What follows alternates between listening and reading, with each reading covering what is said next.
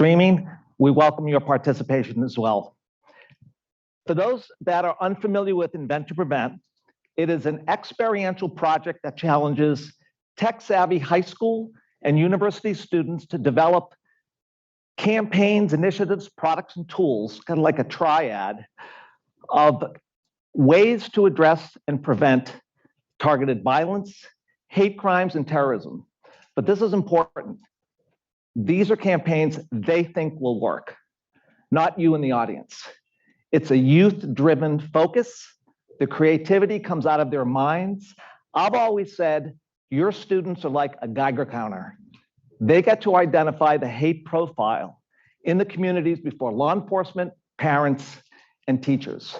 So we empower them to create a campaign they believe is going to work.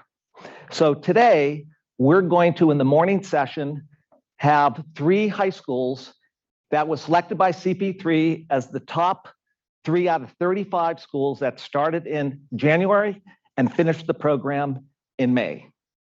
That is Glassboro High School. And all these schools, by the way, are from New Jersey. So there is definitely something in the water there. Glassboro High School, Passaic County Technical Vocational Schools. They get the title for the longest. And then Thomas Jefferson Arts Academy. In the afternoon session, we will be watching, after a 1-hour lunch, of which you are all welcome, to watch George Washington University here in DC, Johns Hopkins University of Baltimore, and then Xavier Universities in Baton Rouge, Louisiana. So we've got a great lineup of both high school and university teams to share ideas and campaigns that, again, they think we as a country need. Because as I tell my 23-year-old twin daughters, my generation screwed up the world. It's your job to fix it. And we're going to see young people do that. So it is now my privilege and pleasure and honor to have Secretary Alejandro Mayorkas, who is the Secretary of the U.S. Department of Homeland Security, share his thoughts with us and a pre-recorded message to all of us, as well specifically to the students.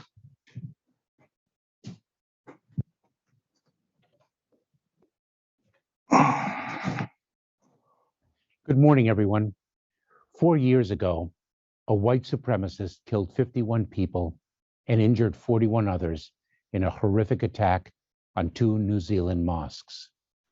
The terrorist had self-radicalized, published a manifesto online, planned his attack on social media sites, and live-streamed the attack.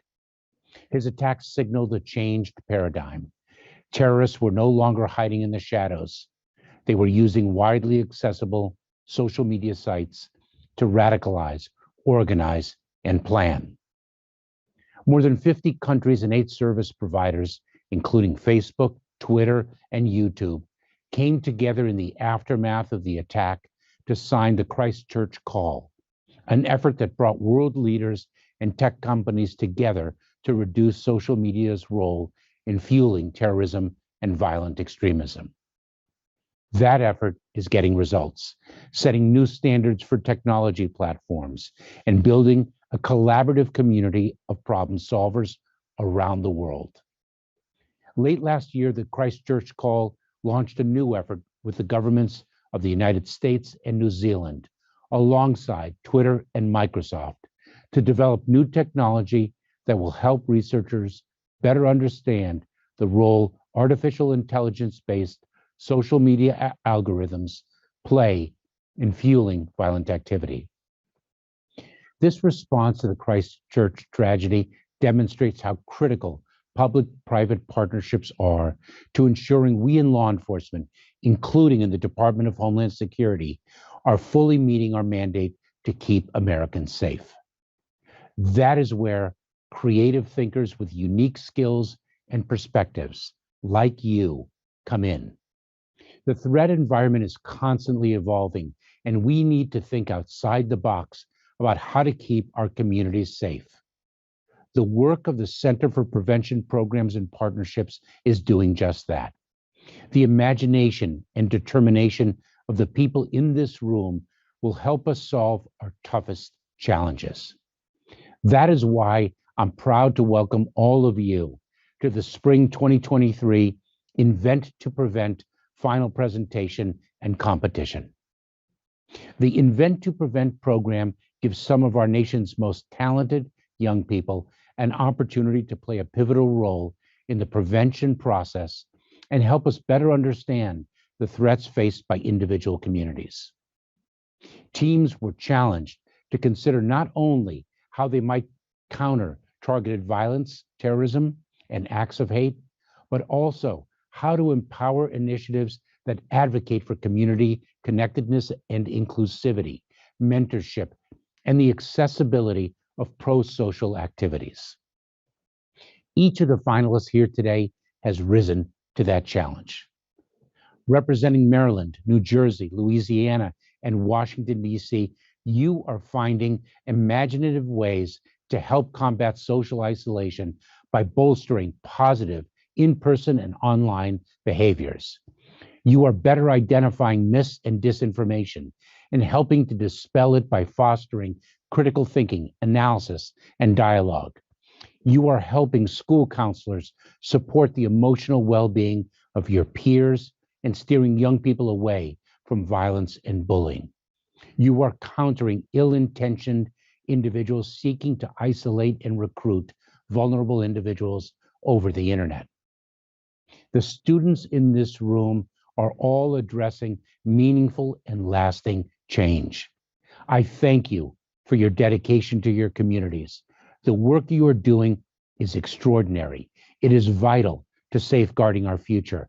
And I am grateful that I do not have to choose a winner among these incredible projects. Congratulations to all of you on a job exceptionally well done. I hope the Invent2Prevent competition is not the end of your work. We need your continued imagination and dedication to ensure a brighter, safer, and more secure future for our country. Because preventative work like this rarely receives the attention it deserves, I hope that the leadership present who helped make today possible, including Center for Prevention Programs and Partnerships Director William Braniff, and the teams from the McCain Institute, Ed Venture Partners, and Credence Management Solutions, LLC, continue to make events and forums like this happen. We at DHS are proud to partner with you. I look forward to continuing to celebrate this creative, critical part of the Homeland Security community alongside you. Thank you, and all the best to all those competing.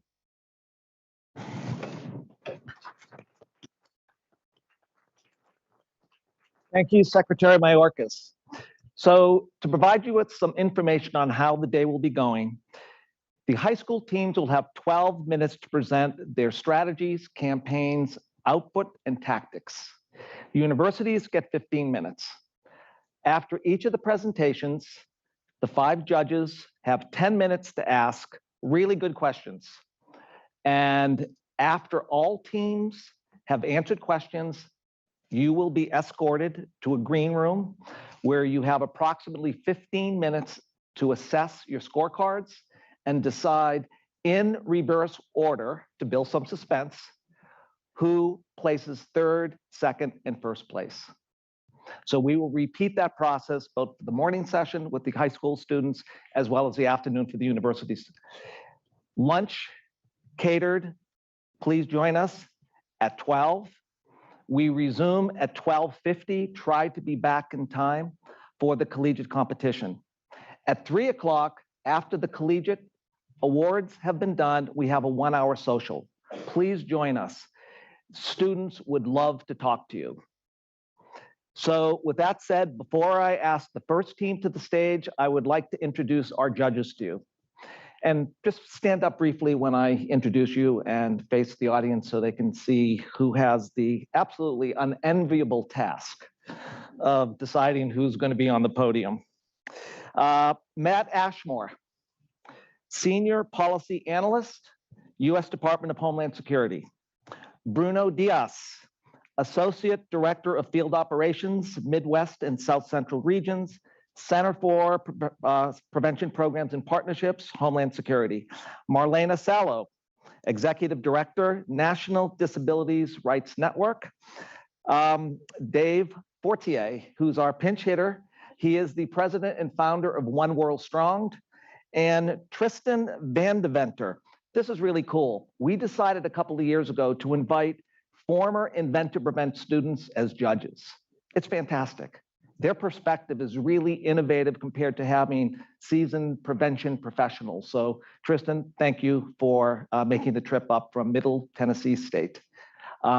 With that said, our first team, the bumper slide, Thomas Jefferson Arts Academy, and I would like to acknowledge Robert Fontaine, if you could just stand up.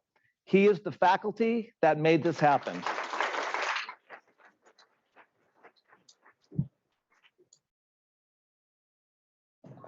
Let me get the like you guys. Thank you so much.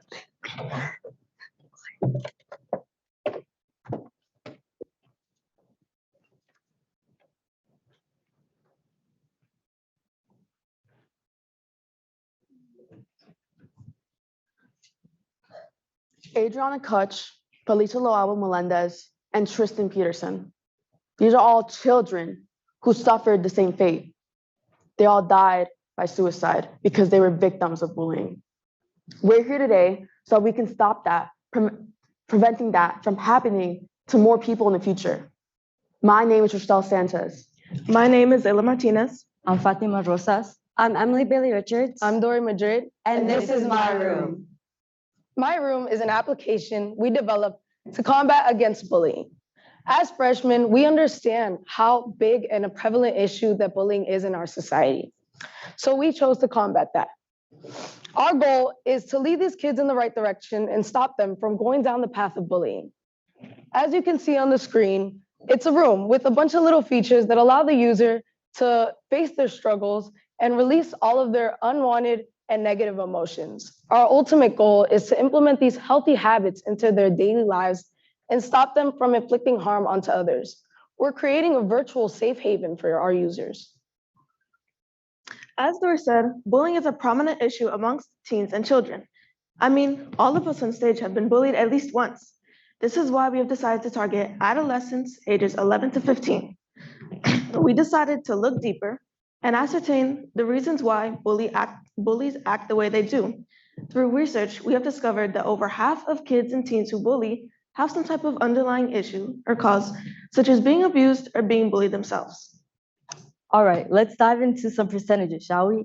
So 55% of teens have said that bullying is a notable issue among their peers, and 20% of them struggle with it.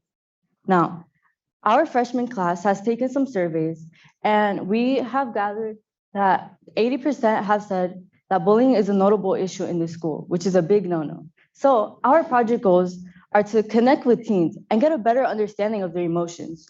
We would also provide them with a safe space.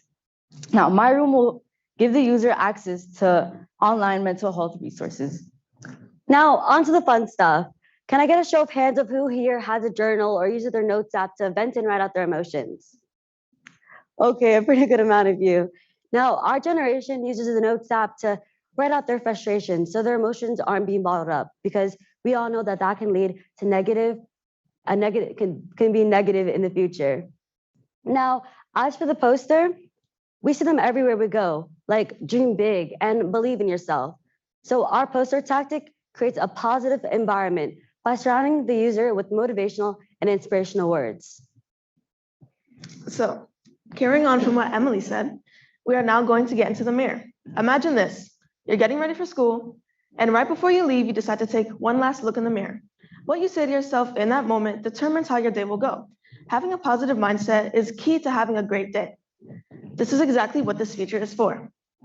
So the feature allows the user to write daily positive affirmations and words of encouragement, which will in turn boost their self-confidence and self-esteem. Next is a Polaroid. So, me personally, I love Polaroids. They're all over my room, and Dory has a real-life example of one in my phone. The Polaroids will allow the user to display whatever image they desire. which can bring them back to a cherished memory or moment, allowing them to feel safe and comfortable. I love Polaroids too, but this next tactic is something I believe parents will love, the everyday task. The everyday task consists of your basic everyday tasks, such as making your bed, tracking the amount of water you drink, and if the user struggles with an addiction, they'll be able to keep track of how long they've been sober for with the sobriety tracker. Now, my favorite tactic, the pet. During quarantine, my pets have provided me with a lot of companionship, which is why we made this a tactic. The user will be able to feed their pet and even customize their pet. I mean, who wouldn't want to add a little pink bow on their pet? I can attest to the fact that my pet has really helped me. Next is the trash bin. This feature allows the user to write down any unwanted and negative emotions and throw it away as if you're letting it go. I myself have been so riled up sometimes that I just can't seem to shake it off. So this serves as a gateway for the users. Then there's the avatar. This is a customizable feature that allows the user to customize their character to look just like them. I wouldn't want a stranger in my room, and I'm guessing neither should you guys. So this allows the user to just make it more personalized and in tune with their experience. Now we're gonna play Guess Who. Who on stage looks like the looks like the character? I'll give you a hint. It's Layla. So the last tactic is the computer tactic. This tactic has 3 sections. So the first section is a shop. So earlier on in our presentation, you may have seen a +1 symbol. This is a point. So you gain these points from completing each task. And by using these points, you can buy stuff in the shop, such as a pink bed or a new outfit for your avatar. The next section is the audio file section. So here the user can upload any audio file that may make them feel happy or calm. For example, it can be your favorite song or an audio of your mom laughing, because that's sometimes the only thing you need. The last section is the minigame section. So here the user can play any games that are provided. This can take their mind off of anything that may be bothering them. So some examples include tic-tac-toe, a memory game, or a puzzle. And as for integrating my room into social media, we live in an age of technology where everything we do is online. So here you see examples of posts and updates we have made of my room. Next are the strengths. The first one's relatability. This is an app made by teens for teens. We understand some of the struggles that our targeted audience is going through. So we use that to our advantage when making the tactics, making them more effective.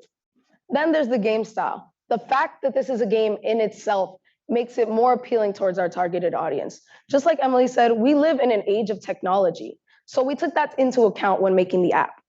Then there's accessibility. This app will be available on multiple devices. Whether you're on phone, a laptop, or even a tablet, you'll be able to access this app. Not to mention that we're making this free. Thank you for that, Dory. Now, as for personalization, think back to a memory of when you were 7 and you wanted to decorate your room a certain way, but your parents just didn't agree. Well, we've taken that and we've added it into my room. We're able to decorate and personalize your room based on however you would like it. I mean, you wouldn't want to be in someone else's room now, would you? And as for resources, we would give access to school counselors and outside mental health organizations. 168 students tested a demo of my room, and we had them take a survey to collect their input.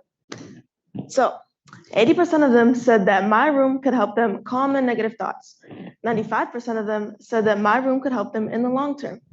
And an impressive 91% of them said that they would download my room for themselves. And here are some real quotes from real trial users. "This is fire. I'm gonna use this instead of my notes app." I know that if I were in 6th and 7th grade, I would definitely download this app when I started learning about mental health. We need to get the real thing out. And I love that someone said that. But before we can get the real thing out, let's get to sustainability. So for our partnerships, we will be partnering up with a game developer so that we can move our app from the demo phase to the live application phase. And this will be a very easy app to transfer because 1, it's online, and 2, the area can simply use their own local mental health resources. As of right now, we plan for this app to be free with optional in-app purchases. And on your desk, there should be a QR code, which you can scan to play the demo phase of our app. But before we do that, we just want to thank everyone for coming out here to listen to us. This app isn't about us. It's about the lives we change and the people that we save. And even if we save just one person, our job is complete. Thank you.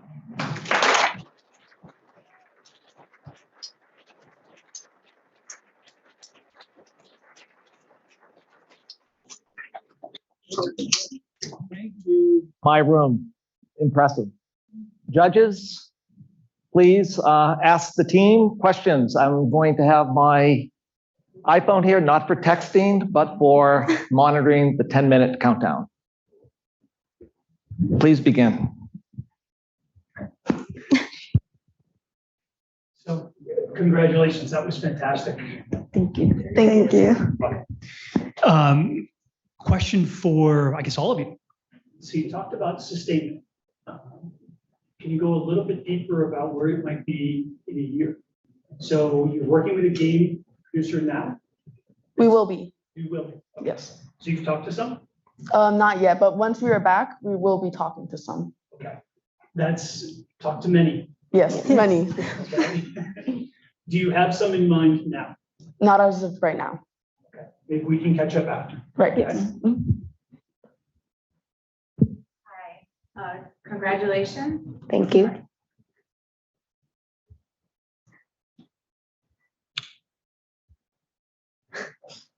Sorry. Okay. Congratulations. No. It just started, sorry. Shout out to the AVID program. My son was an AVID graduate, so yay. And I'm also from Hudson County, New Jersey, so double yay. You speak about, first of all, I love the trash bin aspect of it. I wish even adults could have that in their lives, right? Because there's a lot of stuff we'd love to chuck. I need some clarification. I think I heard you say that school counselors and outside orgs would or would not have access. For this feature, yes. There will be an option for the user to, get contact with a school counselor, and we plan on making it so like certain words, like pop up as bad, like certain words that are red flags. And a pop-up will come up with multiple services and counselors that they can contact.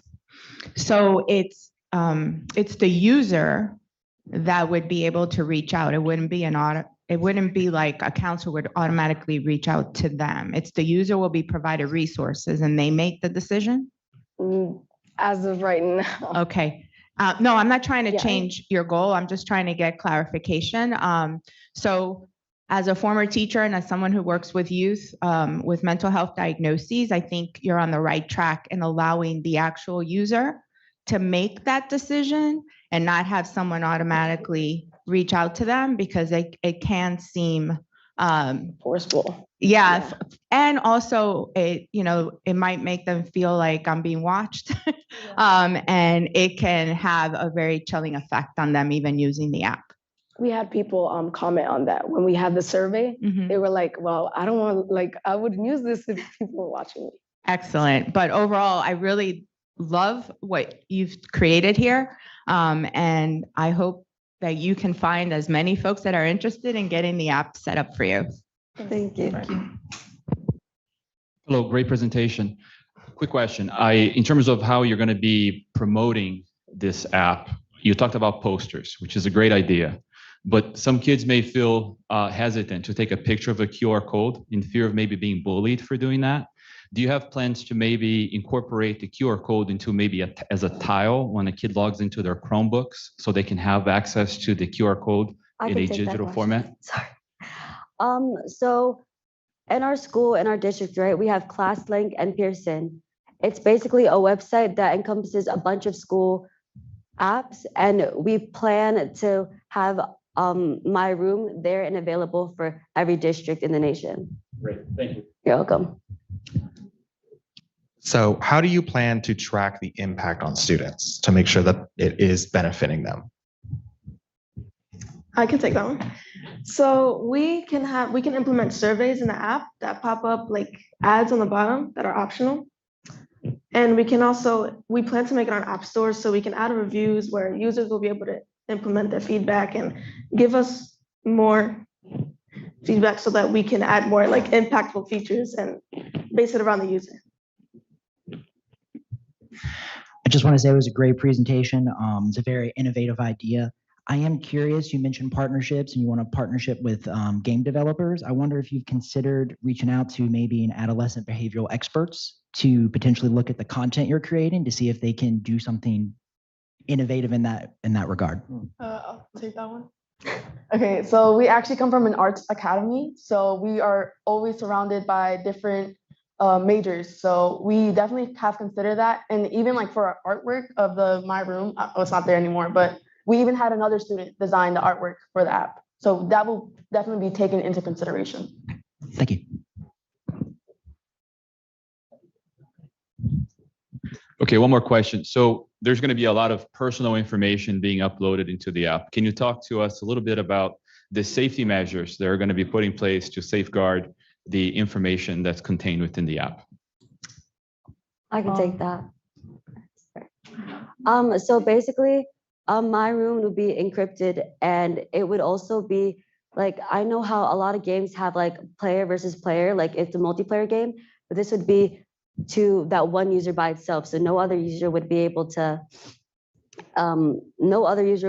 like see the other person's information.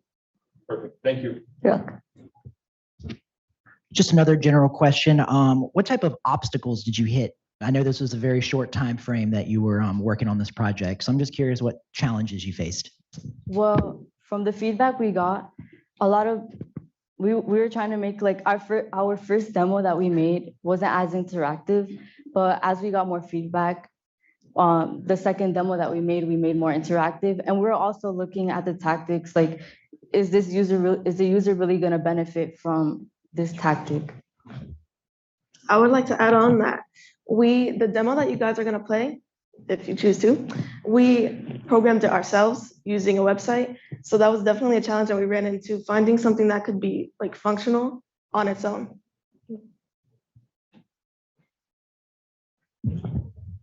So this is probably very early on, but as it applies to students, especially coming from Jersey, right, where we have students that speak different languages, what's the vision in the future of making this available in other languages, if at all? I can take that one. Well, in the future, when we partner with game developers and investors, we would give the developers an idea, and we would make it happen where we would have it available like worldwide in the future, like in the future. But yeah, I think that if you make it like with a bunch of languages, it'll help everyone and not just specific to our nation, because you wouldn't want it to be just our nation that we're looking towards, but everyone in the world, because just that one kid would make a difference. Just with the mental health services that you mentioned, what are some of them? Just from all of you, what sticks out for you? Okay, so us personally in our school, there's a YES program, and it offers like free therapy for students, and they pull them out of classes like gym or stuff if the student chooses to reach out for those. So programs like that, and every school has different resources that they give to students. And if they don't, there are online resources that we plan to let the users, because we don't want to limit it to just students, let the users reach out to. Judges, any more questions? Nope. A round of applause. One last time, my room.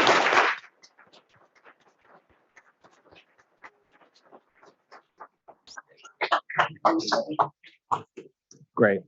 So we're going to be doing a lavalier mic switch. So it'll be just a few moments. Passaic. Out here. Oh, I'll take that. Thank you. A request was made to ask your questions a little louder. Okay. Okay, please. Thank you.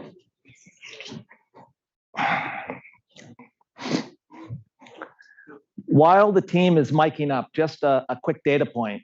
What we'll do is take a group of students and turn them into a real life marketing, social, and digital media agency with various cross-functional departments, advertising, graphic design, budget, because they get $1,000 to spend, social media, public relations.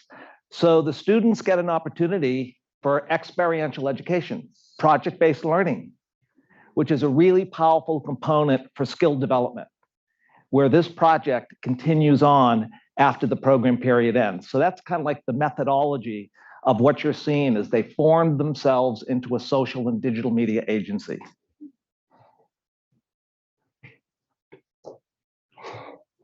All set.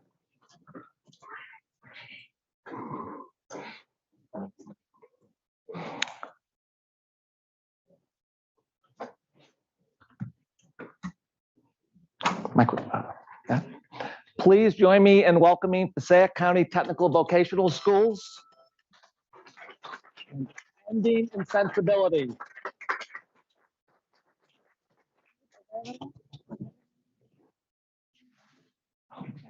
Yeah. May I just interrupt for a moment? I just want to acknowledge Stacy and Laura as the teachers. Please stand up. Stacy, back. Thank you. Thank you. Hello, committee. We are ending in sensibility, here to present to you our project. I'm Angelina. I'm Nadine. And I'm Aziza. This is our friend Maddie. Maddie lives with a physical disability, hearing loss. Maddie gets comments about her disability and questions on a day-to-day basis. Some of the questions may leave her with a positive interaction, but most of the time they're negative, leaving her disrespected and unheard. Maddie is one of the reasons we decided to launch Ending in Sensibility. First, we began by brainstorming a bunch of ideas to find which issue we felt like needed a lot of addressing. This is when we came across bullying against students with special needs. We began to research this topic and found that it is a big issue that is not being addressed, so we decided to take that on. We wanted to send a pre-survey to our student body to see how much they knew about this topic. We then began by getting a protective factor, which was building our community, a strategy and tactics, and a reach. We then sent out a post-survey to assess impact and see how much information our student body has learned from us. Now we're here presenting our findings. Bullying is a form of aggressive behavior in which someone is intentionally and repeatedly causes another person injury or discomfort. No child is immune to bullying, but people with disabilities are at higher risk of getting bullied. Violence against those with special needs perpetuates misconception about the capacity of this population to perform well in social and educational settings. We believe that bullying against these students is a recurring event throughout our globe, but something rarely talked about in our schools. Our mission is to educate people who instigate bullying against these students. PCTVS has two schools in it, Diana C. Labasco STEM Academy and Passaic County Technical Institute, which both have a population of over 4,300 students. In both schools, we have people that come from all over Passaic County with different racial and cultural backgrounds. In both schools, there are people, as you can see on our slides, a large population of them identify as economically disadvantaged, and over 600 of our students live with disabilities. Our target audience was the PCTVS population, which included the STEM Academy and PCTI. It consists of 4,000 plus students. It is very diverse. It has a very large special needs population, and it is a necessity to reach as many people as possible. Our primary audience, the bullies and the bystanders. Our campaign directly reduces bullying, and it's necessary for any true impact. Our primary audience is the majority of the school population, so it's a necessity to reach as many people as possible. Our secondary audience are those that are being bullied for their disability. This helps them stand up for themselves. It lets them know that we're here to hear them. It boosts their confidence, and it helps them actually stand up for themselves. Preliminary research. We did research both on the national level and local level, finding that 40% in the nation experience bullying from peers. 95% of special needs students attend public schools. 82% of students do not think their student body is well educated on the topic. And 95% of students believe that this issue exists inside and outside our community. We developed Ending in Sensibility because in our schools, there are many people with various types of disabilities that their peers may not be educated on. Often aware and unaware, this can have People interact ineffectively with disabled students. This can have detrimental effect on them and can result in such bullying. Thus, we thought the best way to help solve this problem would be to go to the root of it and educate people on special needs. Our target audience was picked based on the diversity of our school. Once we have picked our target audience, we wanted to do more research on all the types of disabilities. Through this, we were able to send a pre and post survey, and we had one focus. Our focus was the students being bullied for their disability for no fault of their own. Our first tactic was using social media to post informative posters about special needs. We decided to tackle 4 categories when posting our posts, which were celebrities with special needs, statistics, inspirational quotes, and educating people on how to interact with students with special needs. Our social media continuously grows in followers, and we even reach people outside our target audience as well. Tactic 2 was bracelets, cards, and t-shirts. We ordered 4,000 bracelets and cards to hand out, with only having 500 of them left. 50 t-shirts with our hashtag, logo, and Logan were given to our Leaders Emerging Among Peers club members to help spread awareness to the initiative. 9 volunteers from our club helped pass out the bracelets among the 3 main buildings in our campus. The bracelets represent the colors of the disability flag. Red is physical, gold is neurodivergent, white is undiagnosed, blue is psychiatric, and green is sensory disabilities. Each student chose a color to represent, while our team and volunteers talked to them about our campaign. Our third tactic, posters and announcements. Not everybody utilizes social media, and we wanted those to still be included and they're able to learn from the message we're trying to spread. So we did daily morning announcements, and along with that, we sent it to each individual's emails. We also hung up posters throughout our halls so that passing students and faculty are able to view this throughout the day. Our strengths, a consistent call to action. During our school days of our kickoff week, we continuously passed out bracelets and cards, making sure that people knew about our Instagram page and our cause. High online presence. We are continuously managing our Instagram posts to make sure that they are getting high engagement. And strong school support. With the support of our student activity coordinator, we were able to send out mass emails about our pre and post survey. This is our social media page in which we brought awareness and educated our followers on disabilities.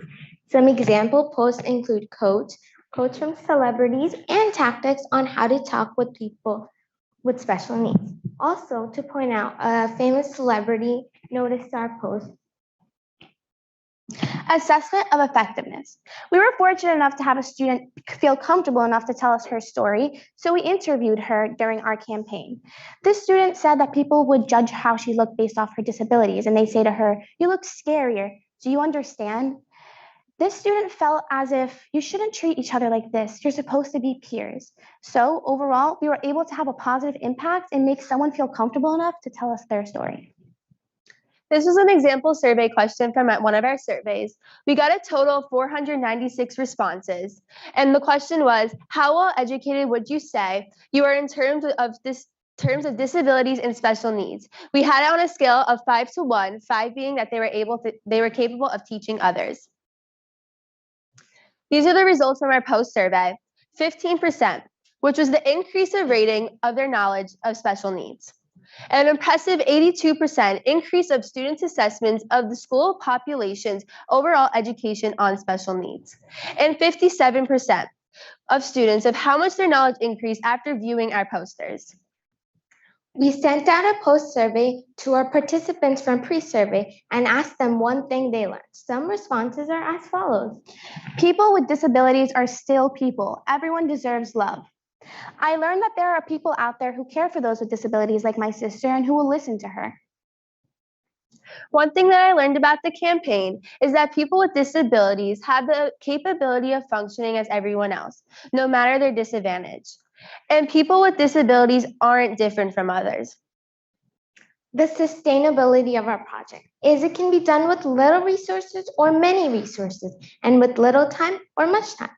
More specifically, the social media aspect of our project is extremely sustainable since posts can be added throughout the year, every year.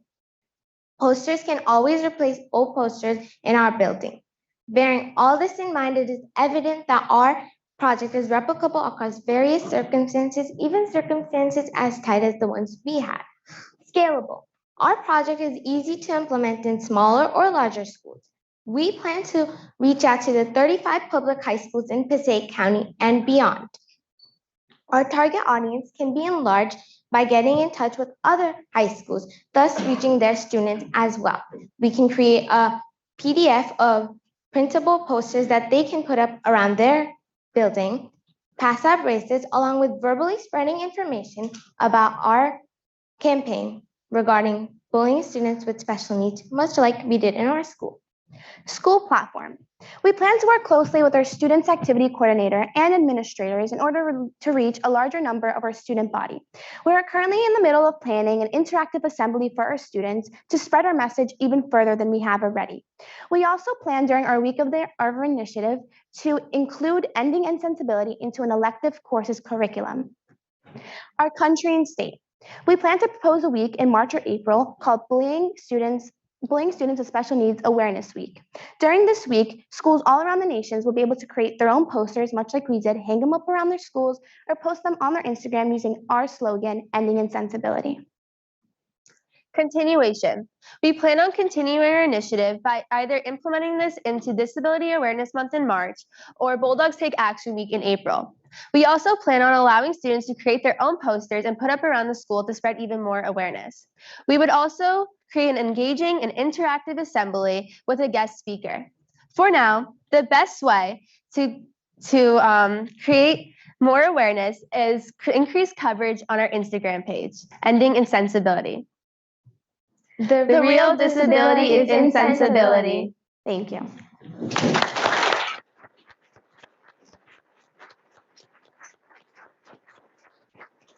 Fantastic job. Team insensibility. Great. Judges. So my question is, well, first off, good job so far. But my question is, how do you plan on holding students, not only students, but also admin and teachers accountable? Can I ask you accountable in what way? In the sense of, from what I understand from the project, it's, teaching them about being more open about the bullying, and how do you plan on keeping them accountable if they are bullying, or if you see teacher, admin, or students bullying a student of special needs? How do you plan on? So most of the time, students don't feel comfortable telling their story or coming to someone like their counselor or a teacher or telling them, like, this person bullied me, this offended me. So if you notice in our assessment of effectiveness, a student was able to come up to us and speak to us because they saw that there's support going on in the school and that they can actually speak freely because they know someone is willing to listen. So thank you. That was great. A question I have is I guess when you look at the challenges that you had with your questionnaire that you went out, just maybe individually, real quickly, what did you personally see change in your school? And then maybe one of you could talk about the sustainability of all that. How do you keep it going?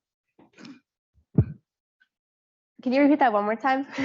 So the changes that you personally saw Okay. take place in your school. There was definitely changes.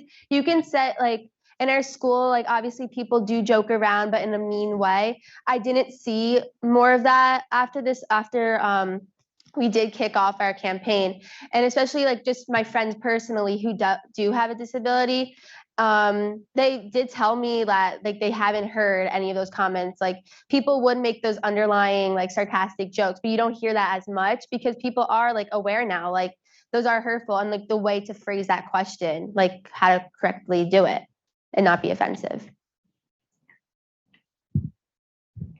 I got a question. Oops, sorry. Great job. I worked in the K-12 sector before, and I think your work is really helping schools improve their climate, and you're helping the school district improve the quality of data that they can get from their climate assessment surveys. But have you considered using sporting teams as part of your campaign strategy, having popular players and other people brand your campaign? Actually, yes, we have. We have a sport in our school, flag football, and they will actually have teamed up with, I believe it was the Jets in the past. So that could be a great connection since they have a partnership with the Jets. We'd be able to connect to them to fundraise our campaign that way. Great, thank you. I'm going to piggyback on that. And so within your school, within your county, do you have accessible sports for students with physical disabilities? And that's another way, just a suggestion to team up. I really like the fact that you have these posters and it's really helping to frame what you're trying to do. My question is within the disability community, I myself am a member of the disability community. We always say nothing about us without us. And so the question for me, as I'm hearing all the great things that you did, is I know you had that one young woman portrayed in the beginning who has a disability, but throughout the process of coming up with your project, were you getting input from other students with disabilities at the school? And do they continue to be involved in the process? Yes, we not only did have our friend Maddie, we did also have another girl. Her name was Emily. She reached out to us when we started our campaign week, and she wanted to tell her story too. And there were a lot of people in our school population that are disabled, so they felt included as well. That's great. And it's okay to use the word disability and to say disabled community or disabled person. I know having taught special education, we tend to use the term special needs, but it's okay to say disabled, just to let you know. Really great presentation. I was just wondering, did you reach out to any, let's say, national experts that are in disability or the bullying field to try to get insight on what type of content to create? On our Instagram page, people actually have reached out to us, and a few like campaigns of their own have reached out and like ways to partner up. So we have gotten that type of interaction. All right, that's great. Thank you. Okay, I got another question. A lot of activity in terms of bullying. It's very difficult for a bus driver to monitor what's happening in a school bus. Have you considered extending your campaign to transportation, to school transportation as well? Well, a lot of people with disabilities in our school get special transportation. Our school does have like one of the best disability learning environments. So as we mentioned, over 600 students with disabilities attend our campus. So they do have special transportation, and our buses are also very protected. They have cameras, so everything can be caught on that as well.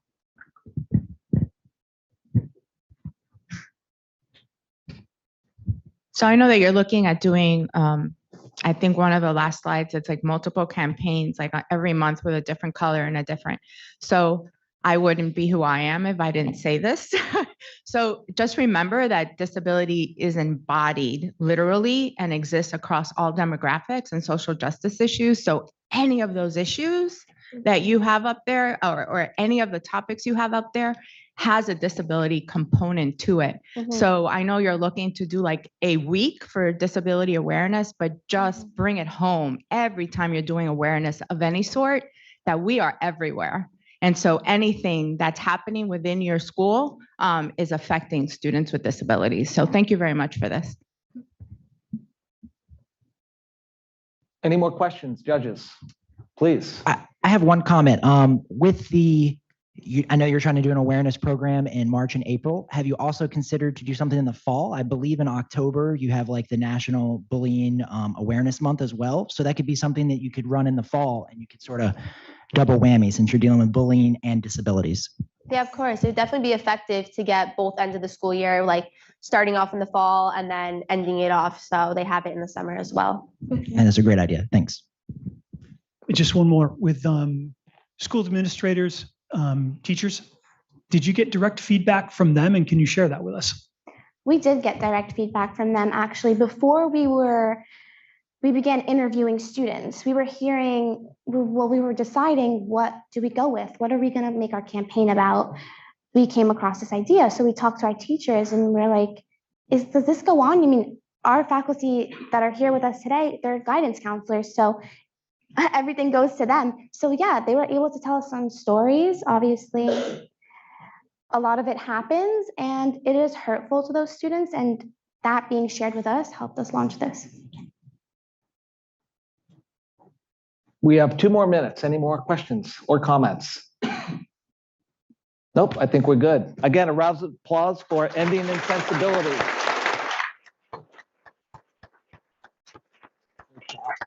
Great job.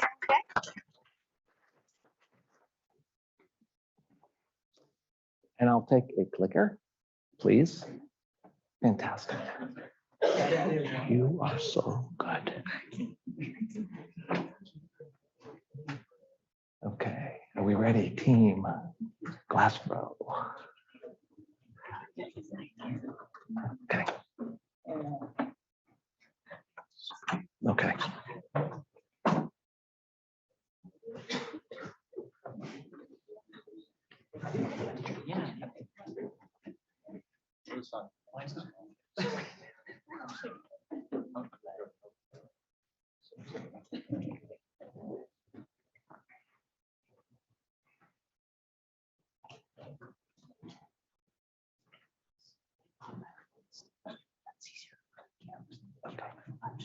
Okay.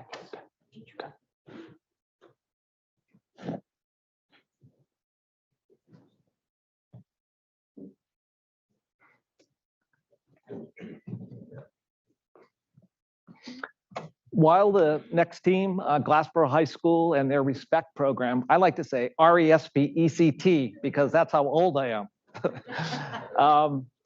It's really exciting because at the high school level, many of these campaigns over the last 3 years continue on organically. The schools recognize that, unfortunately, hate, violence is not going away in the near future. These programs really need to continue to sustain and grow. So we're starting to see this. Rachel Hunkler, who's going to be speaking to you during the 15-minute break when the judges are deliberating, is going to tell you about our sustainment program at the university level, which is bigger, more grand, but we're seeing it at the high school level, which is really a very important factor because administrators, state level school safety directors see the value of this program and continuing on because you have a new influx, a new class who takes over the campaign and makes it bigger and better. So the team ready? All set. Please welcome Glassboro High School and their RESPECT program.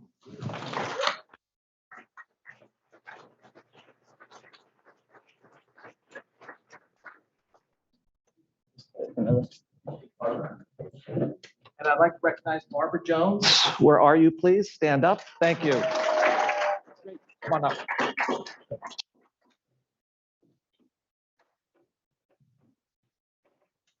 Walking alone in between classes. Sitting alone at lunch. Not speaking in class to classmates. Not participating in any aspect of school. Extracurricular or in the classroom.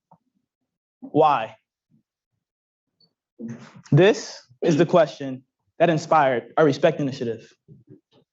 Our world is becoming increasingly more intolerant and divided, and we believe that our generation can change that. And it starts with how we treat one another at school. The RESPECT initiative stands for reaching every student, providing encouraging and caring thoughts. We are Glassboro High School from a small town in Glassboro, New Jersey. Our motto is respect to connect and remind to be kind, a play on Invent2Prevent. My name is Elijah Ellsbury. Seth Lamar. Donna Mendez. Amelia Thompson. Carly Pritchett. Who are we? We are Glassboro High School, and we are from, Glassboro High School is very diverse with approximately 560 students. Glassboro has a population of 23,600 as of July 2022. Glassboro is right across from Rowan University. This data reflects available statistics from the 2020 to 2021 school year.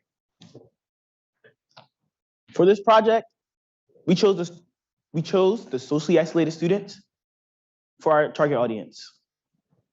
Socially isolated students have a higher tendency of being bullied, thus becoming closeted. It is a necessity to help them out somehow, which is why they were our target audience. Due to the recent COVID-19 outbreak, many students, even in our school, and even us standing here before you today, have witnessed the detrimental effects of social isolation. Many students without friends or relationships have a tendency to have trouble with academic success, social participation, or mental health have become less expressive. Some students have been socially isolated for so long that it's almost impossible to reach out to them, even if it's just for a simple conversation, such as, hey, how you been? What you been up to? As a result, trying to help out with their social, academic, and emotional struggles can become inaccessible to these students. What we're trying to do, we are trying to break these socially isolated students out of their shell, but also impact overall school climate, which become beneficial to all the students in the school. We have extracurriculars in place, such as our mentorship program, Fun Day Monday, Forum Friday, and our original game, Combo Connect. Sorry. As you can see by this graph, there's a direct correlation between social isolation and bullying. Some students have been bullied to the point where they're scared to show their faces at school sometimes. To resolve social isolation, Glassboro High School's Intro to Business class has implemented the Respect Initiative. Our mission is to provide a welcoming mentorship program and introduce and encourage students to participate in more activities, such as clubs, sports, or picking up a new activity. Our mission also includes providing friendly resources for assistance, being a positive role model for younger students, and building strong bonds between mentor and mentees. We develop methods by using our games such as Combo Connect to involve and include every student in social activities. In our mentorship program, upperclassmen can qualify to become a mentor. These requirements include having a 3.0 or higher GPA, clean attendance, and a good discipline record. Once those qualifications are met, a mentor can get a letter of recommendation and complete a survey to apply. Mentor and Mentee of the Month awards will be given based on participation on Fun Day Monday events and completion of surveys. Mentor and mentees will be eligible for awards after attending at least 3 Fun Day Monday and Forum Friday events. The awards could be as following: a homework pass, a removal of 5 discipline points, or a free ticket to a school sporting event. During the matching process, mentors and mentees are matched using surveys to guide them towards a pair similar to them. Mondays are a drag. Everybody knows that. But with Fun Day Monday, students are able to play games, socialize, and make new friends. Thanks to the startup budget provided by Invent2Prevent, we were able to purchase various games and a storage cart to hold these games, making them easily accessible for students. Fun Day Monday has had a positive impact on students who struggle socializing. Fewer students are sitting by themselves and sitting with their newfound friends. Fun Day Monday has been trialed 3 times with approximately 30 participants each time. One student, a part of our business class, has expressed how they wish that the program was around during their freshman year. Forum Friday provides an avenue for mentors and mentees to have one-on-one time to discuss various topics and concerns. Mentees can seek advice or simply talk about their week with their mentors. Through these interactions, students feel more comfortable being in a new school environment and have formed meaningful bonds. The program aims to foster personal growth as mentees may become mentors themselves, contributing to the positive changes in the school's environment. Now let's get back to Mondays. I know they're a drag, but allow me to introduce to you our team's game, Combo Connect. First, I want you to imagine 3 popular games: Pictionary, charades, and Heads Up. Once you've done that, I want you to now tie them together. What would that look like? But now let's add our twist. It's in a speed dating game style.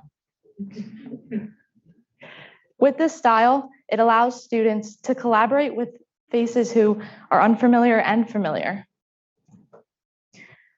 With this, students can gain socialization skills that they may have become unfamiliar with in the past few quarantined years.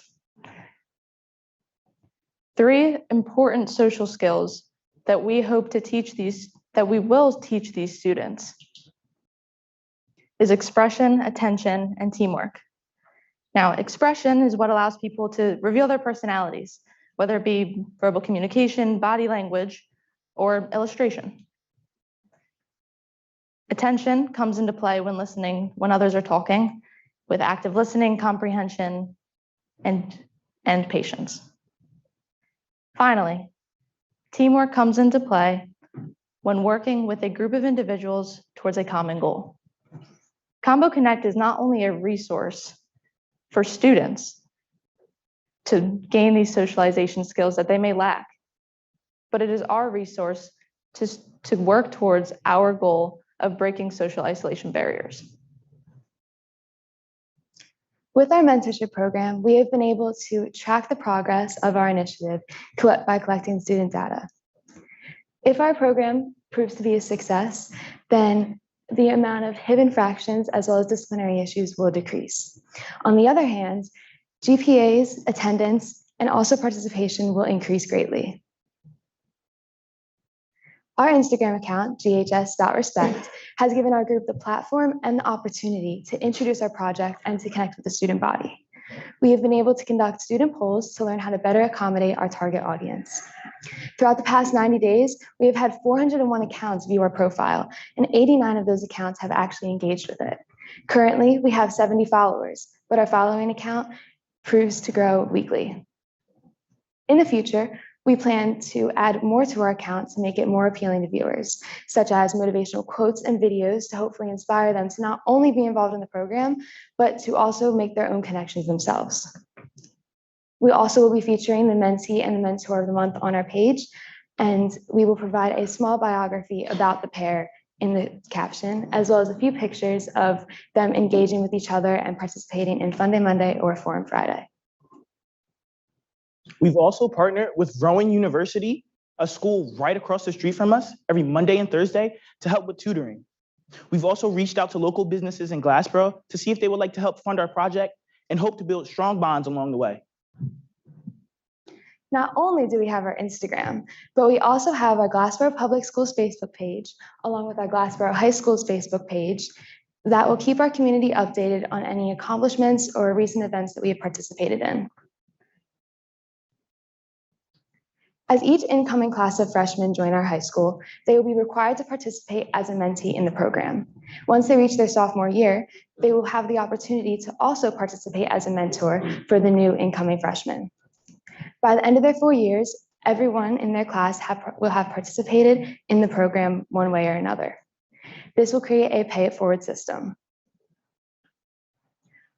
The originality behind our game that we created, Combo Connect, it's not only a resource, it's not only an exciting game for students to get together with and play, but it's also a resource for them, a resource to build these socialization skills that I mentioned before they have become unfamiliar with. We want to provide students with the opportunity to let loose, to take risks with their socialization, and really work towards building those social skills that we find so important. With a little effort, Fun Day Monday and Forum Friday can be implemented in schools nationwide. Combo Connect can be used as a way of studying with difficulty levels ranging from extremely difficult and elementary. Combo Connect works like a puzzle. You can add or remove subjects to your liking. Many students enjoyed participating in Fun Day Monday and Forum Friday events, and our trials of the mentorship program were very successful. We look forward to implementing this program in August. Come connect with us.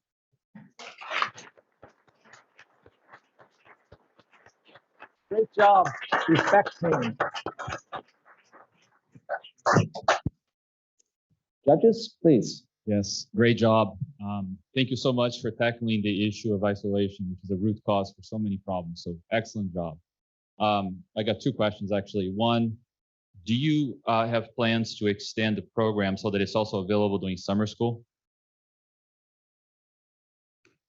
Yes, as we mentioned before, it's very easy to be replicated in multiple different states, schools, whichever. So implementing it into summer schools would absolutely be something that we would look to do. Okay, thank you. And lastly, when are the gaming activities taking place? Is this an after-school activity or is it happening during academic time? When is that happening? This will be taking time during lunch. Okay, thank you. Thanks. Great presentation. So this is a voluntary program, correct? Or is it going to be required for all incoming freshmen? It will be required for all incoming freshmen, and mentors are, they have to have referrals and they have to be qualified for it. Just a follow-up. I'm curious what type of training is going to be provided to the mentors to be able to handle the relationship with the mentor and mentees? Once they have a referral, they will talk with their teachers and figure out what circumstances and different things that they should look out for. All right, thank you. That was going to be my question, I think, on each side of me as well. So you talked about full implementation. What does that look like? Full implementation of the mentorship program? Yep. Well, looking at that, it'll probably be every single freshman will be a mentee and mentors will be volunteered. So sophomores and above will be picked as, or qualifying sophomores will be picked as mentors. So that'll be in August of this year. Yes, when school starts to return. The school's fully on board? Yes. That's great. And you spoke about partnering with the Rowan University students to provide tutoring and it's 2 days a week, am I correct? No, it's Monday through Thursday. Monday through Thursday. Yes, ma'am. Excellent. And do they tutor all 4 years or just the freshmen? No, they tutor all 4 years. They help with math, ELA, and intervention, SAT prep. They help with a lot of stuff. So technically, it's kind of in addition to the mentorship program that you're offering. So you have mentorship at the grade level, but then you also have it'll be expanded. University. Okay, Yeah. Thank you. So have you guys thought of what about the possibility of if a mentor and a mentee do not get along, what would be the process of reassigning? What that would look like, well, a mentor or mentee would have to report it to an admin, and then the mentor and mentee relationship will be looked over, and if it's not going to work, then they would split up and possibly find another mentor if there's any available, or if not, they might just have to take out of the program.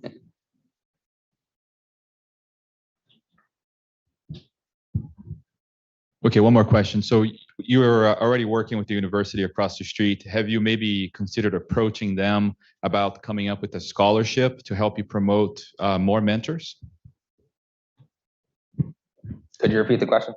Have you talked to them about maybe creating a scholarship program for mentors so that it will help you promote more participation from your student body? Currently, we haven't spoke about that yet, but it's a good idea, so we might implement it. Thank you. What are some of the biggest challenges that you all see to sustain this or to grow it?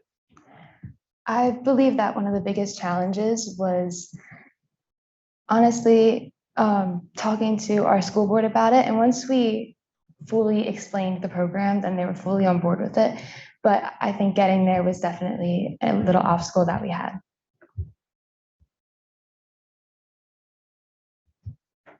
That's great that they're fully on board. In the future, do you think that other schools within your school district will jump on this? And if so, is that something that you're looking to do as well? Absolutely. We would love to see the elementary schools, the preschool, the kindergarten, the middle school. We would love to see them get on board with all of this.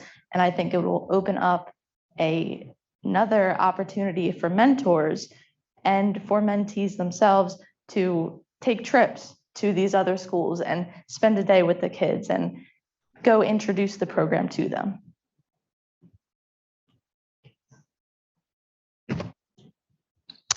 I have another question. I know you just mentioned you had some challenges with school administration, getting this approved. And I could see that could be an issue for scalability in other schools. Would you be willing to create a lessons learned on for other school systems on how they could implement this? Oh yeah, of course. I think that there are definitely different tactics and ways that that they can be introduced to other schools. Yeah, and I think as long it can always it's very easily implemented into other schools as well. It's a very easy project to kind of move around. So if there always is like an aspect that needs to be changed, it absolutely can be. How have you calculated the costs to sustain the program? And what would some of those be? Can you elaborate? I'm sorry. Just the cost to keep the programs going in the school? And what would some of those costs be? It's a very light cost program. Right. As we mentioned, with the Invent2Prevent budget, we were able to purchase the different games and the cart to hold the games. So moving forward with it, it's not a very expensive program to put in place. It's more the willingness of the students to get involved, which is what we want to see. It's what we aim to see. So the costliness of it is not one of our biggest concerns, more so the willingness of students to get involved. Any more questions, judges? Nope. A round of applause again for respect.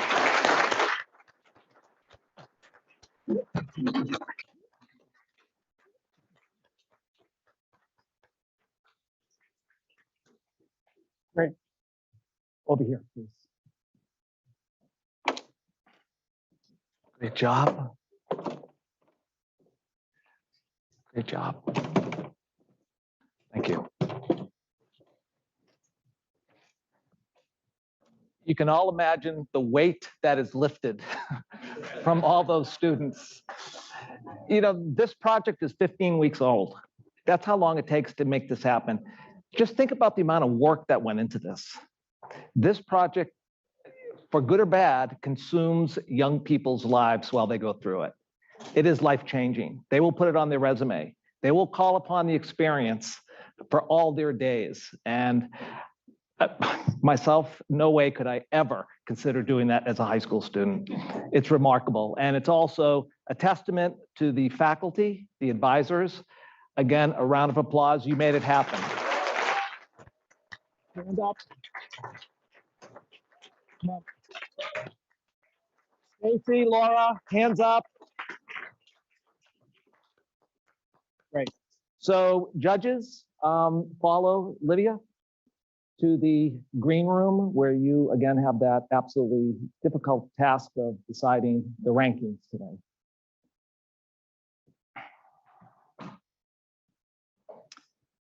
What I'd like to now do is invite Rachel Hunkler, who is Senior Program Manager, Preventing Targeted Violence for the McCain Institute, to bring you up to speed on some activities with regard to our honorary mentions, our scholarship program, and also the sustainability program, which is a very exciting component of what Invent2Prevent is all about.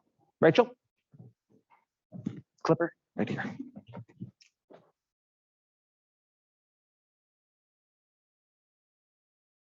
Hello. Okay. Thanks so much, Tony. And as he mentioned, my name is Rachel Hunkler. I'm the Senior Program Manager for Preventing Targeted Violence at the McCain Institute and have the absolute honor and pleasure of working with this full I2P team and the students on this amazing program. So I'm your entertainment as the judges deliberate. So we wanted to highlight a few other amazing programs that have come out of this semester for the high school teams. We can only have 3 finalists here in DC. We wish we could bring all of the teams. There were 22 high school teams that competed this semester. So we wanted to share the 3 other honorable mention projects. The first one, and these are again all from New Jersey. So as Tony said, we don't know what's in the water, but shout out to New Jersey for all their great work. The first one is from Burlington City High School in Burlington City, New Jersey. Their project For the Forest is another mobile app game. Those are very popular this year. And this one helps elementary students to develop communication and conflict resolution skills. So by playing this game, they can really figure out how their words impact others. And they demoed the game, and 90% of people said, we love the game, we would use it. So great game coming out of Burlington City. Another New Jersey school from Hazlitt, our Raritan High School, came up with the iSave project. This project aims to tackle cyberbullying. They use a series of interactive videos that really show different scenarios that you might come up with in cyberbullying, like sextortion, doxing, all those fun things that can happen online. So really the videos walk you through that and help to teach children and adults what to do in that kind of a scenario. And they also provide resources if a student is a victim of cyberbullying themselves. And last but not least, we have Saddlebrook High School from Saddlebrook, New Jersey. Their project Diversity Day is an event-based initiative really focused on preventing the othering of minority students in their student body. They have a wide array of ethnic and cultural diversity in their student population. So they put together a series of events to really celebrate the cultural diversity and help prevent feelings of isolation from students who are from minority populations. Whoops. So let's give it up for our 3 honorable mention teams.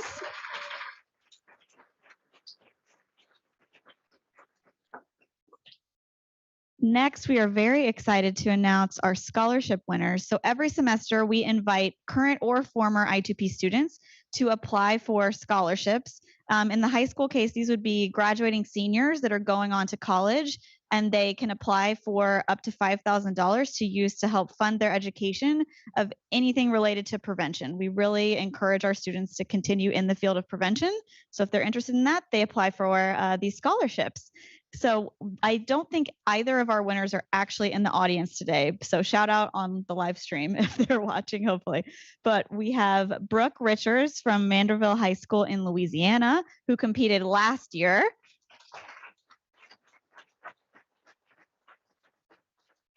And Emma Lee from Saddlebrook High School, New Jersey, that you just saw featured in honorable mentions that competed this year. So congratulations to both of our scholarship recipients. Next, as Tony mentioned, we have a sustainment program with Invent2Prevent. It's a formal sustainment program at the collegiate level where teams can work with members of the McCain Institute staff to really get a full year of mentorship to help scale and sustain their programs. At the high school level, it's not as formalized, but what we're seeing is schools that have competed in the past actually sustaining their programs all on their own, which is really exciting. And we wanted to highlight the great work that they are doing. So one of our teams that won first place in the very first ever high school competition, High Five React from Marysville, Ohio, they are going gangbusters and doing really great work over the last year. Their project works on building social and emotional skills through a mentoring program with 8th graders and then with elementary school students. And they also developed a really, really cool board game. So since they won the competition a year ago, they have mass produced their board game for local schools. They've translated the game cards into Spanish, Japanese, and Braille. And they're actually even building a mobile app. And you can see this is a picture of their board game. They have all this really cool swag. So they're doing really, really great work up in Marysville, and we're really proud of everything they're doing. Another team that competed last semester, Bonding Buddies, coming out of Pompano Beach High School in Florida. They won second place at last semester's competition.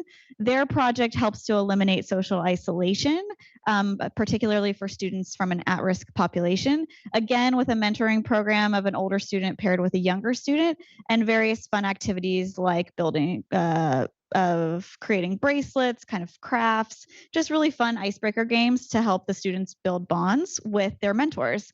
And since they competed last semester, they've incorporated, this is actually really cool. They met another team last semester that won first place from Louisiana that team had a Let's Talk game. It's like a conversational card game. They've now actually incorporated that game into their mentoring and bonding activities. So we love to see that collaboration between the I2P teams. And then they've also held a Valentine's Day event and then delivered personalized cards to buddies. So lots of feel-good buddy activities. And you can see some pictures of them making bracelets, delivering presents, just some really cool stuff.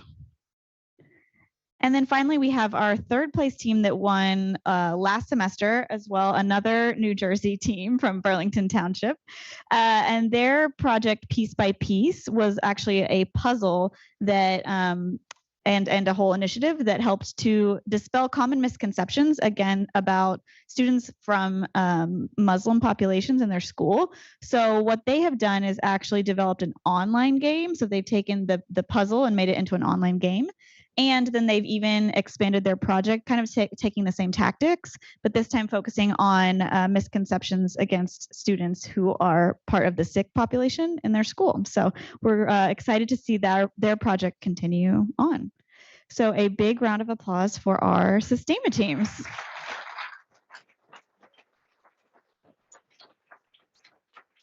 And here you can see there's a picture of the puzzle that they developed, and they're kind of playing the puzzle and all their student events. So, all right, last but not least, we are going to show you 3 videos that were produced by the teams competing today. You just saw their projects, and they put together quick, like 90-second kind of advertisement videos to highlight their projects. So first one will be Respect from Glassboro High School. Walking alone down the hallway in between classes. Sitting alone at lunch. Not speaking in class to classmates. Not participating in any aspect of school, extracurricular or in the classroom. Social isolation can be described as a lack of social connections. Through group discussion and surveys, we have determined that the socially isolated student is our target audience. Socially isolated students have a higher tendency of being bullied, thus becoming closeted. This is why they are the motivation for our project. In our mentorship program, qualified students will take a student fresh to the school under their wing to mentor. The goal of the mentor is to inform and influence your student to set them on the right path. It's important to encourage your mentee to their growth. Funding Monday allows students to play games like Combo Connect and make new friends during lunch. Forum Friday allows students to talk to their mentors about their weekly activities and their feelings on their previous Monday one day. Combo Connect is an interactive and original game inspired by Pictionary, charades, and Heads Up. It's in a speed dating game style, and you're under the clock to guess a word or concept. Once time's up, you switch to a new partner. You get to work with 12 other people. It gives people the opportunity to break walls of social isolation and make new friends. Combo Connect with us.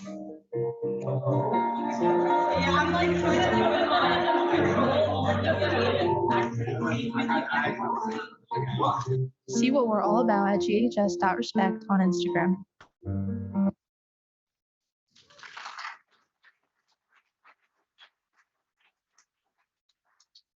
All right, next we'll see our Ending in Sensibility team.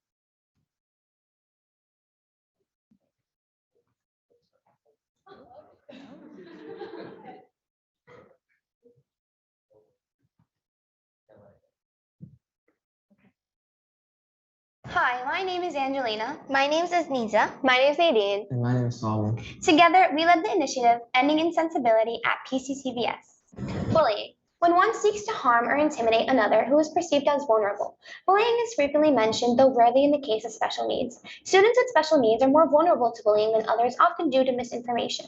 Our goal, to use education as a protective factor to limit this bullying against students with special needs. 95% of 6 to 21-year-old students with special needs attended public school in 2013. These students are 2 to 3 times more likely to experience bullying. The combination of these statistics confirm that this is a prevalent topic in public schools that needs to be addressed immediately. Our concern about this situation is what led us to come up with 3 different tactics to promote awareness. First, we use social media as a platform to educate the public about disabilities and to provide encouragement to people with disabilities who have been bullied. Our second tactic was handing out 4,000 bracelets and t-shirts we created to PCTVS students to make people aware of our campaign. Lastly, we hung posters all over our 3 school buildings to remind everyone how students with disabilities should be treated on these school grounds and all around the world. Together, we were able to make in-depth connection with various people, from parents of those with disabilities to students with disabilities themselves. Through our pre and post survey, we were able to see impact from our initiative, leading us to wonder if we all work together, could we end insensibility once and for all? The real disability is insensibility.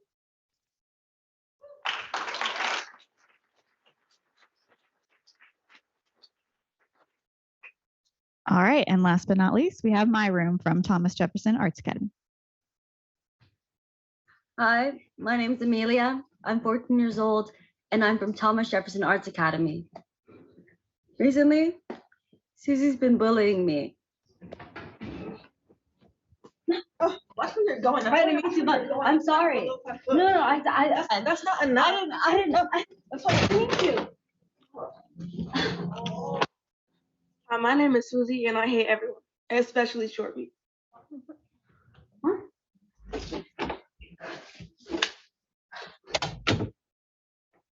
Susie, I got a call from the school yesterday saying you're bullying someone, and I really hope it's not because of what's going on at home.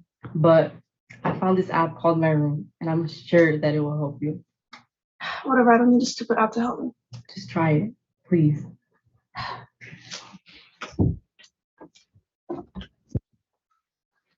What is she doing? What are you doing? This is my room. Get out. My Room is an app made by teens for teens. It offers a variety of features to help each user build better habits and improve on themselves. Similar to Susie, many teens struggle with expressing their feelings and take it out on others. My Room aims to help these teens open up and face their struggles head on. If you're just like Susie, then you're in luck because we're here to help you.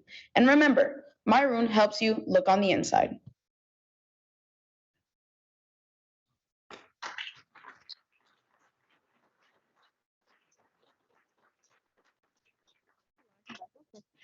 All right, so we are going to let the judges continue their deliberations. We do not envy them, or they're ready? Oh, they have decided. All right, so Tony, come on back up. Let me turn my mic back on. It is great. Thank you, Rachel. Great information.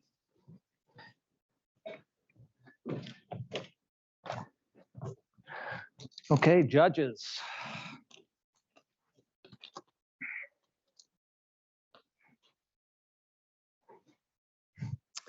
Bill, I'd like to introduce Bill Braniff, the director, the Center for Prevention Programs and Partnerships for the Department of Homeland Security, who is going to have the opportunity to award the third, second, and first place. And also to let you know, third place is awarded $1,000, second place receives $3,000, and first place receives $5,000, and really cool plaques. Okay. Bill, I will let Bill have the honors of announcing third place. To build suspense, here we go. This was amazing, right? Just before we go 3, 2, 1, this is amazing. And so a round of applause, please, for all the students.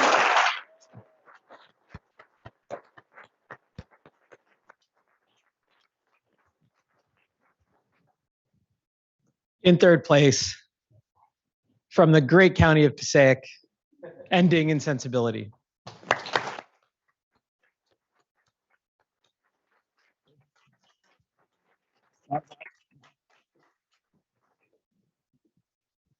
Congratulations. So well done. Congratulations. Congratulations. Here's your plaque. And is that our official photographer, correct? Yes.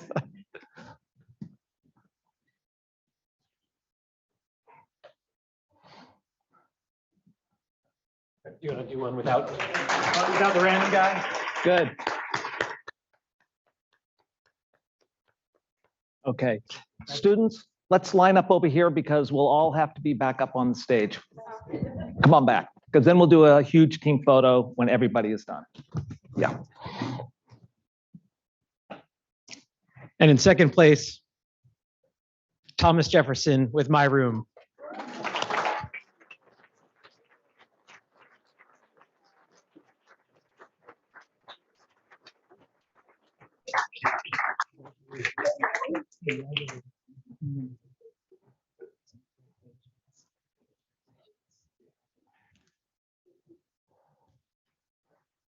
Hold the plaque a little straighter up.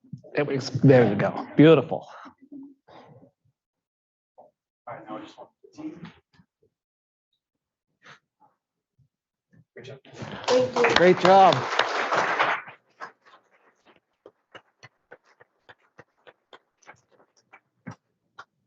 And if we could all give a little respect to Glassboro.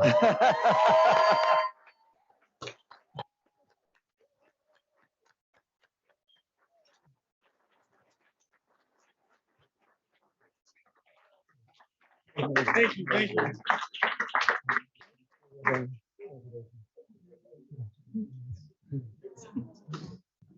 Yeah. Okay. Yeah. Yeah.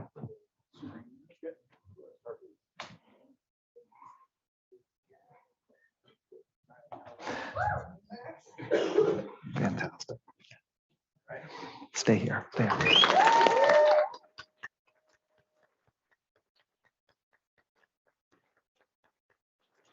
I would like to now ask the faculty and advisors to join us on the stage for a huge team photo. Okay, come on up.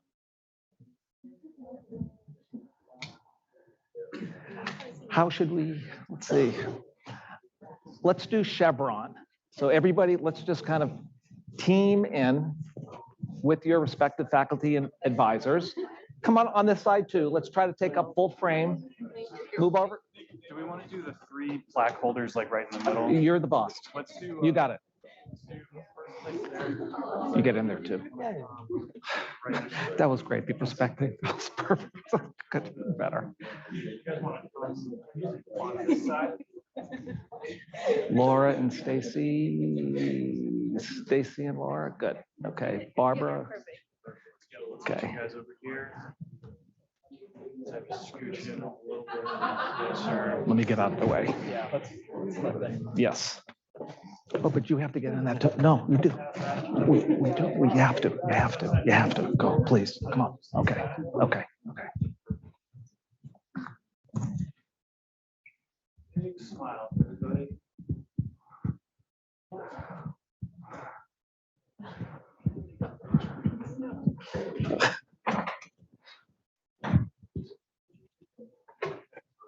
Got it.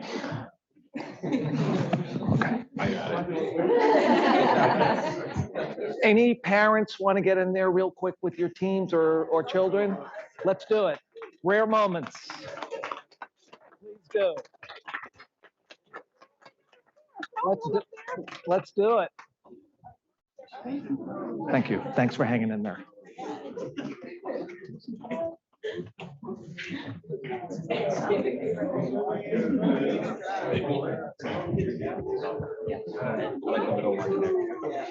Thanks to the judges. Oh, you bet. I'm going to wrap it up. Yeah.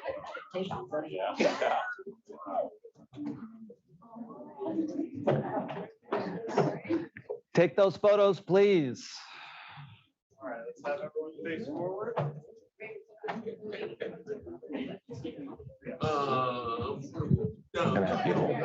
going to wrap up after this.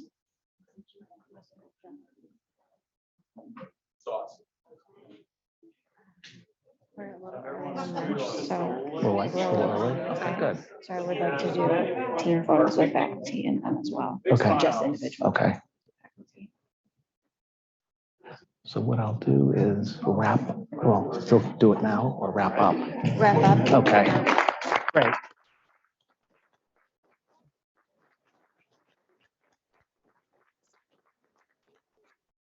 Everybody off the stage, please.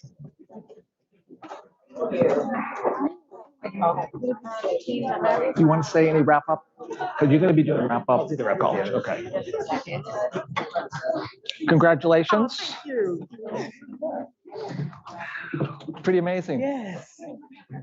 Congrats. Isn't that amazing? This is a wonderful program, and for all the people. Great job. Thank you very much. Congratulations. Thank you. Great job, you guys. Thank you. Amazing, amazing. Great job, you guys. Thank you. Oh my gosh. I need more.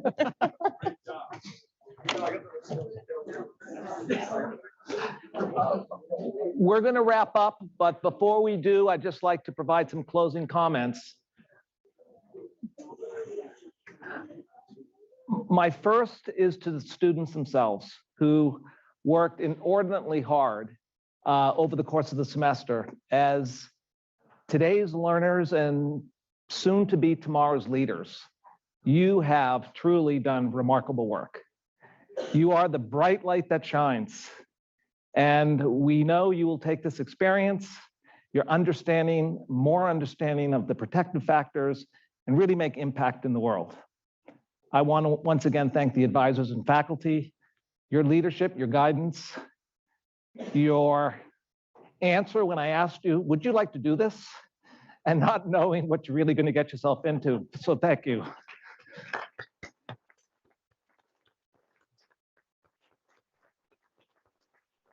I also want to acknowledge all the other high school teams that aren't here, that worked equally as hard.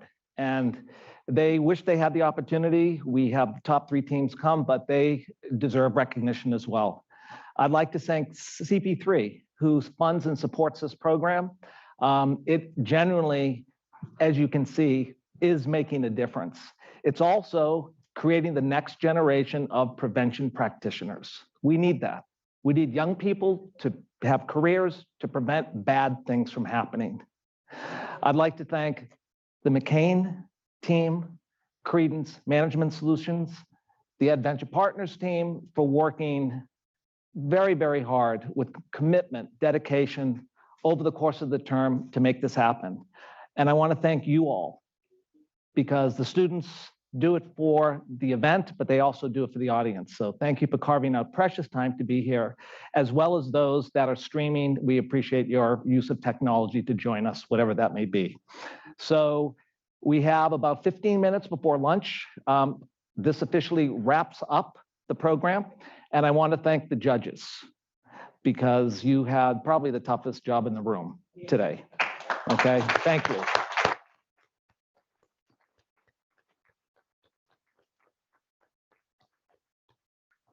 Let's go relax a bit before lunch, and we hope you stay for the collegiate presentation, which will start at approximately 12:50, 1 o'clock, followed by the social at 3. Thank you very much.